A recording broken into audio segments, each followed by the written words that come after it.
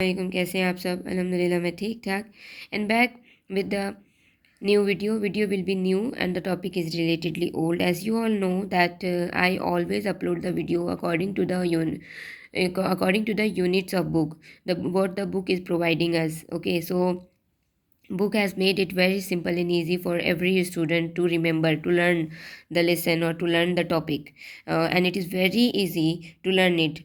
And I am showing my camera on the whole paragraph, so it is very easy to take the screenshot if you will take it, and it will become very easy for you to remember it or to learn it, whether my voice is there or not. So let's start without any further delay. 4.1 Introduction.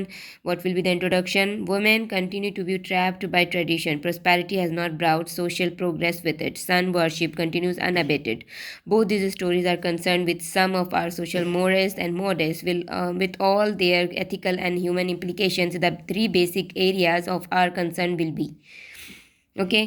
सो ये एक paragraph क्या कह रहा है कि पहली line में औरतें हमेशा ट्रैप्ड रहीं, यानी कि फंसी हुई रहीं किसमें? रिवायतों में, रिवाजों में। रिवायत और रिवाजों के नाम पे औरतों को फंसाया गया, फंसी रहीं, निकल ना सकीं, इस तरीके का। प्रोस्पैरिटी यानी कि खुशहाली जो है वो आई, और उसने सोशल प्रोग्रेस नहीं कोई भी ब्राउट आउट किया। सोशल प्रोग्रेस कुछ भी नहीं हुआ। पैसे तो आए, खुशहाली आई, लोगों में लोग अमीर होते गए, लेकिन उनके अंदर कुछ ऐसा प्रोग्रेस नहीं आया, कुछ उनकी जहनी शऊर, जिसे कहते हैं जहनी शऊरियत, नहीं आई। डेफिनेटली अगर एक फैमिली में जहनी शऊरियत आती है तो फिर एक मोहल्ले में आती है, और फिर इस तरीके से एक पूरा मुआशरा चेंज होता है, समाज चेंज होता है। सन वर्शिप कंटिन्यूज अनअबेटेड, और बेटा पूजा यानी कि लड़का पूजा, बेटियों को नहीं पसंद किया जाता है, नहीं चाहा जाता है कि लड़की ही पैदा हो। तो बेटे की इबादत बिला शक व शुबा चलती रही। बोथ दीज स्टोरीज, और ये दोनों कहानियाँ जो हैं कुछ हमारे समाजी अखलाक व आदात के ऊपर भी बनी हुई हैं। इनके मेन जो इस कहानी को लिखने की फ़िक्र है वो ये है कि समाज की जो बुराई है उसको ये एमिनेंटली लिखें, to show to the reader. Okay, तमाम इखलाकियात और तमाम इंसानी आदत व इतवार को भी वो दिखाएं। The three basic areas of our concern will be, और इनका पहला कंसर्न तीन बेसिक ऐसी चीज़ें हैं जो इनकी फ़िक्र हैं, जो इन्हें ये दिखाना चाहते हैं। ये यहाँ पे एक्सप्लेनेशन होगा। तो what the point number 1, what does the story try to stress? कहानी किस चीज़ पे ज़्यादा जोर दे रही है, या कहानी किस चीज़ पे जोर देने की कोशिश कर रही है? What narrative devices does the author use to draw our attention to the issues raised? और ऑथर जो है वो कौन सा ऐसा नरेटिव डिवाइस यूज़ कर रहा है हमारी यानी कि रीडर की तवज्जो अपनी तरफ लेने के लिए, जो इश्यूज़ रेज्ड हुई हुई हैं उनकी तरफ दिखाने के लिए। ठीक है। Does the story succeed in generating the desired effect? क्या स्टोरी कामयाब हो रही है जनरेट करते हुए वो डिज़ायर्ड इफ़ेक्ट की तरफ, मतलूबा असरात की तरफ?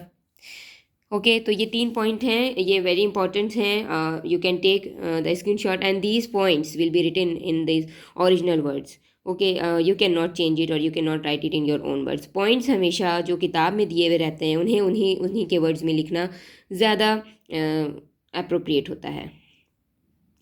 These are problems based stories.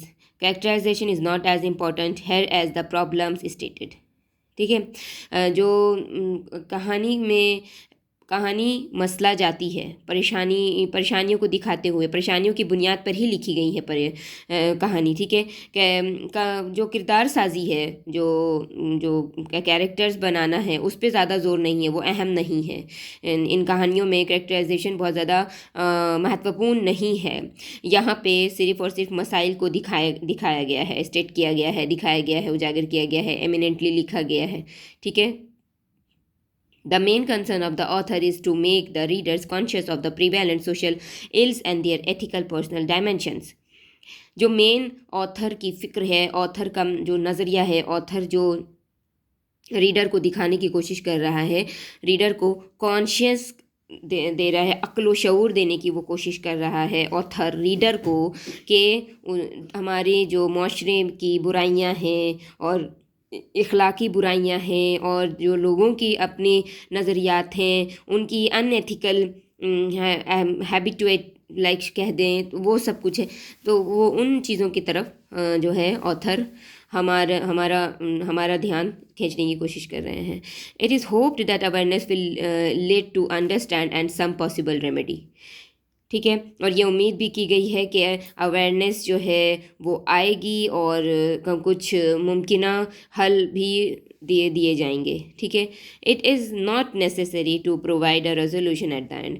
ये ज़रूरी नहीं है कि रेजोल्यूशन भी आखिर में दिया जाए, मुहैया कर दिया जाए। ठीक है, it is inherent in developing the right perspective.